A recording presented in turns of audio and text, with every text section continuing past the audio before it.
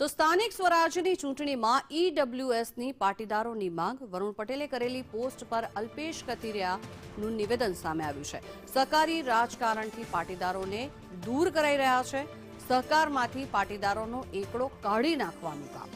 દૂધસાગર ડેરીમાં 21.18% મતદાર સામે 2 ડિરેક્ટર। ઈડબ્લ્યુએસ લાગુ નહીં કરાય તો પાટીદારોનું રાજકીય પતન થશે।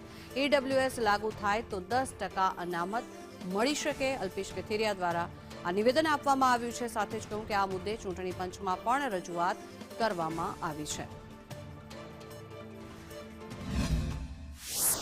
તો દૂધસાગર ડેરીના બનાવને એની સાથે જોડ્યો છે 21%નું વર્ચસ્વ અને 2 ડિરેક્ટરો અને એના અનુસંધાને એમણે વાત કરી છે કે ભાઈ સ્થાનિક સ્વરાજના ઇલેક્શનની અંદર જો 10% ઈડબ્લ્યુએસ નહીં થાય તો સમાજને નુકસાન થશે અને આ 10% જે ઈડબ્લ્યુએસનો લાભ છે દરેક વ્યક્તિને દરેક સમાજને મળવાનો છે। માત્ર કોઈ એક પાર્ટિક્યુલર પટેલ સમાજની કે પાટીદાર સમાજ પૂરતો પ્રાપ્ત નથી। ગુજરાતની અંદર પ્રથમ વખત સ્થાનિક સ્વરાજની ચૂંટણી એ છે રિઝર્વેશન કોટા સાથે થવાની છે તો 10% ઈડબ્લ્યુએસનો પણ એમાં સમાવેશ એટલા માટે થવો જોઈએ કે જેનાથી જે ઈડબ્લ્યુએસનો આખો વર્ગ ને આખો સમૂહ છે જેની અંદર 68થી પણ વધારે જ્ઞાતિઓનો સમાવેશ થયો છે તો દરેક જ્ઞાતિને એમના લોકોને એમના જે કોઈ પણ આગેવાનો છે એમને જે કોઈ પણ ચૂંટણી પ્રક્રિયામાં ભાગ લેવાનો એનો લાભ મળે પોતાની સત્તાકીય ભાગીદારી નોંધાવી શકે। પણ અમારો પ્રયાસ છે કે જ્યારે પણ કોઈ એક વર્ગની ચૂંટણી પંચ એક વર્ગનું જ્યારે લાગુ પડે છે તો સાથે દરેક વર્ગોનો સમાવેશ થઈ ભવિષ્યની અંદર ટેકનિકલ